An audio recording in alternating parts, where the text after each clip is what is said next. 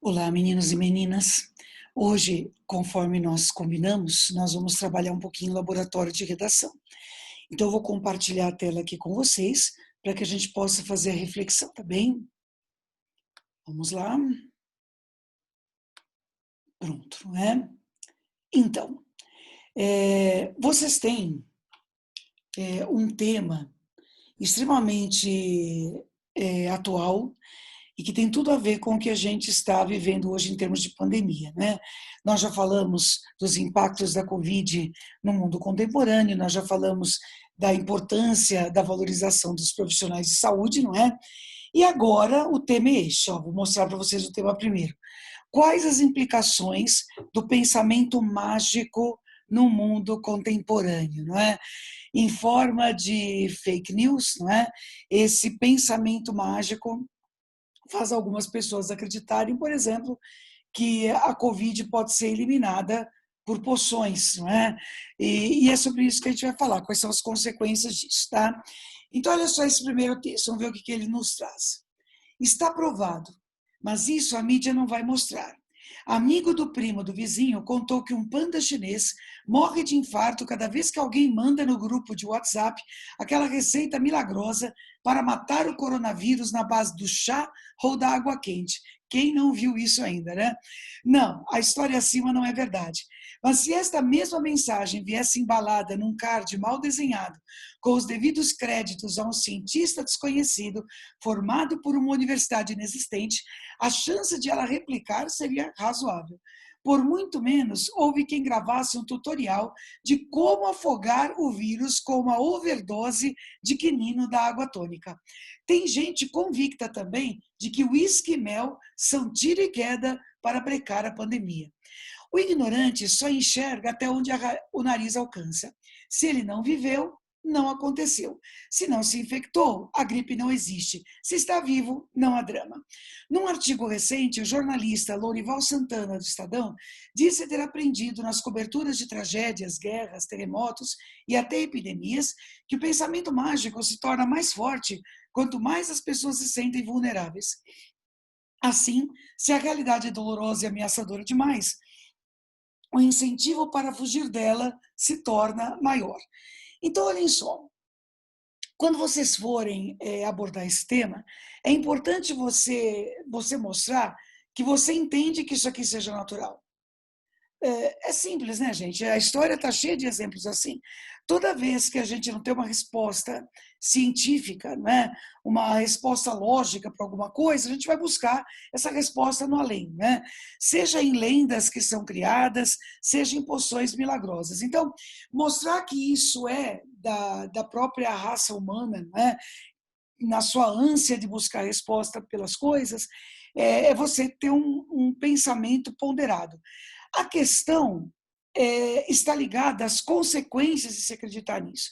Então, esse é o momento, por exemplo, de falar de notícias que são replicadas sem consulta. É o que ele coloca aqui, né? Coloca lá um nome qualquer de um cientista X que nem existe, né? Mas é formado por uma universidade aí poderosa, famosa, é o suficiente para o indivíduo já acreditar naquilo, né? Então, nós temos visto uma série de pesquisas ligadas, vamos pensar no problema atual, ao coronavírus, não é? Uma série de vacinas que estão em vias de teste, e é essa linha que a gente precisa seguir. Não é? Quando se busca a resposta em receitas milagrosas, sem fundamentação nenhuma científica, bom, gente, não é muito diferente de acreditar nas lendas do Mar Tenebroso, por exemplo, nos monstros que devoravam os navios. Né? Então, mostrar o quanto isso é um empecilho para que haja uma evolução. Tá? Aí o segundo texto traz o seguinte: feiticeiros, xamãs, videntes, santos milagrosos, milagreiros e charlatães de toda espécie manipulam as inseguranças humanas diante da incapacidade de moldarmos o mundo segundo nossa vontade, do medo da decadência física, do desconhecido e da contradição imposta pela morte. Aí está o dado novo, não é? Há muitas pessoas ganhando dinheiro com a credibilidade dos incautos. Essa é a verdade, não é? Então, há pessoas que se aproveitam do momento de fragilidade, não é? Justamente para lucrar em cima disso.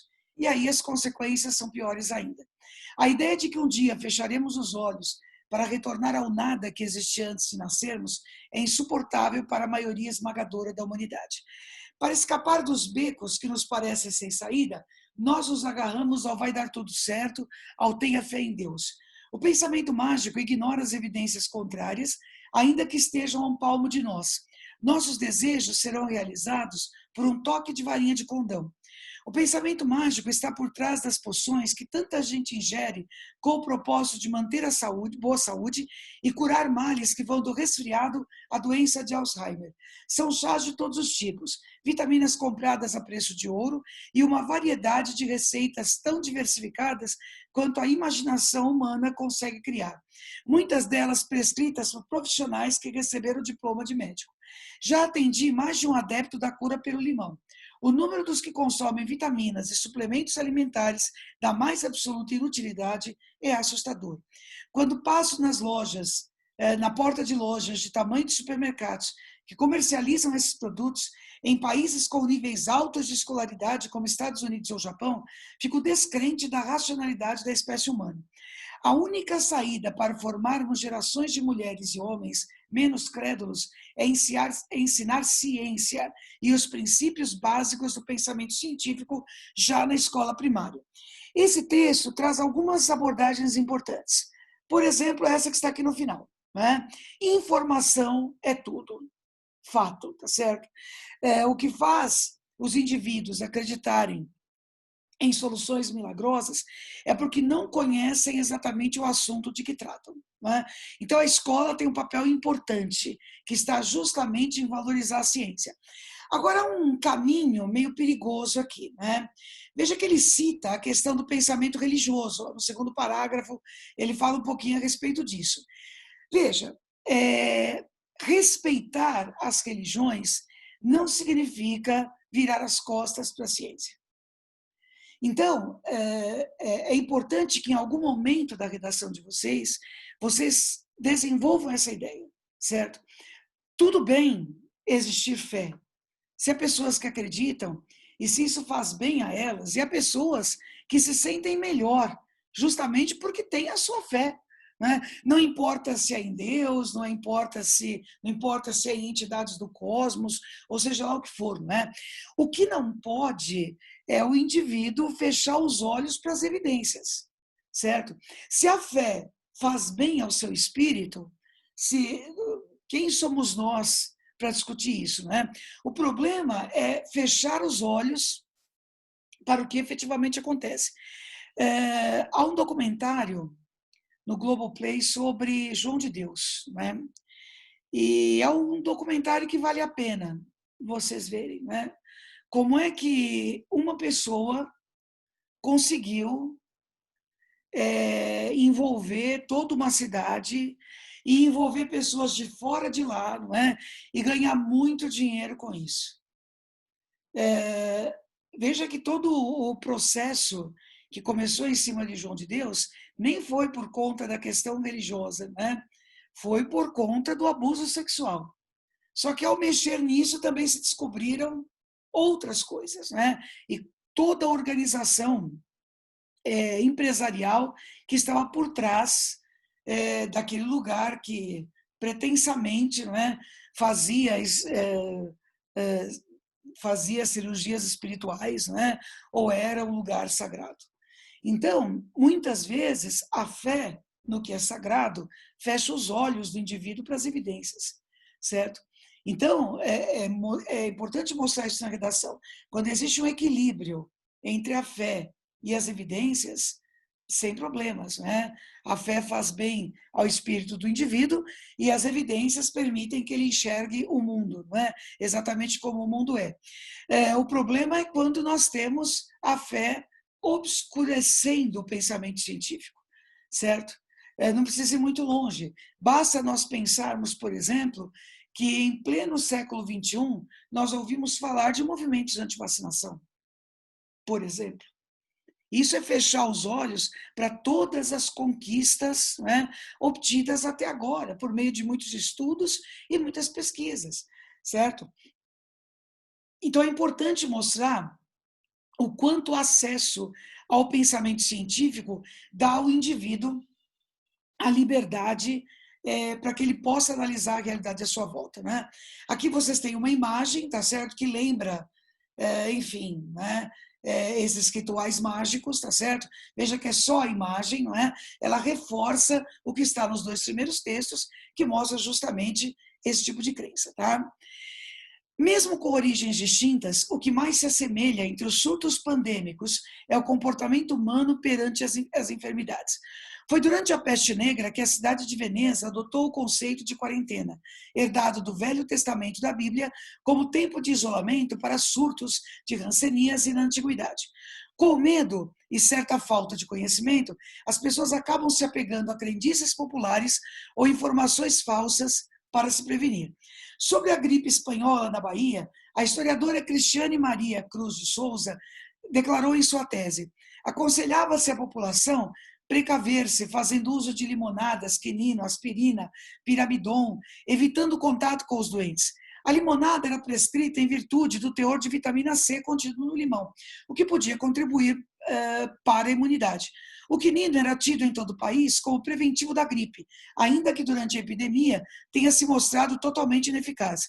Os outros remédios eram analgésicos, vebrífugos, que só teriam valia para atenuar os sintomas dos já cometidos pela doença. Ou seja, nada disso cura, tudo isso é atenuante. Não é? Mesmo com suas diferenças biológicas, sociais, temporais e geográficas, as pandemias costumam resguardar alguns pontos em comum, como o caos social, as mudanças de comportamento e a disseminação de informações falsas. Por exemplo, quando se começou a falar da AIDS, né, havia pessoas que acreditavam mesmo que a AIDS era castigo de Deus, certo? Porque, afinal, havia os grupos, né? Então, os grupos em que pretensamente elas eram mais frequentes, né? E aí se associava a ideia da AIDS, não é? A promiscuidade. E hoje nós sabemos que a questão não é a promiscuidade, a questão é a falta de cuidado, certo? A AIDS não é um castigo de Deus, como diz o Drauzio Varela, né? Os vírus eles vão a encontrar o melhor lugar para viver, né? Exatamente como qualquer ser vivo, simples assim. Então, mostrar o quanto um pensamento desses pode simplesmente afetar a maneira como as pessoas lidam com problemas reais. Um elixir mágico para curar todos os males? Sim, tão garantido quanto o sol derrete o gelo. Essa é uma das promessas de panfletos que circulavam no século XIX. Veja que não é novidade, né? Em todos os tempos isso aconteceu. E garantiram que certas poções tinham propriedades curativas. Os efeitos prometidos eram verdadeiramente mágicos. Um dos panfletos incluía o depoimento de Julie, uma mulher que assegurava ter perdido um membro que voltara a crescer após a ingestão da poção. Veja que o negócio vai longe, não é? A coisa se regenera só por conta de uma poção. O tempo passou e a ciência avançou. As pesquisas mostraram que essas curas mágicas nunca existiram, certo? A diferença no século XXI é que mensagens sem bases científicas, e aqui está o dado importante desse texto, até aqui é a mesma coisa que os outros trouxeram, né? São propagadas e amplificadas pela internet. Veja, a internet não é a responsável por isso, mas a internet, ela potencializa a disseminação. Essa é a questão. O que torna, não é, muitas vezes, esse meio mais perigoso. É assim que o ciclo se forma. Os membros de um grupo, seja qual for o procedimento, a ideia ou a cura de que estão falando, reforçam-se mutuamente. E apesar de verem o tempo passar e constatarem que determinados remédios não estão funcionando, a maioria está convencida de que antes de se sentir melhor, sua condição vai piorar. Diz Brit Marie Hermes, ex-médica naturopata, também identificada como curandeira. Então é um perigo, não é? Em pleno século XXI, haver ainda crenças nesse tipo de ideias. Então pensem a respeito, né? Busquem fatos que comprovem as suas ideias e façam a dissertação. Está bem assim? Então é isso, eu vou mandar esse material para vocês, não é? E assim que vocês tiverem feito, vocês podem mandar por e-mail que eu corrijo para vocês, tá bom? Então é isso, meninos e meninas. Até a próxima aula. Um grande beijo no coração de todos vocês.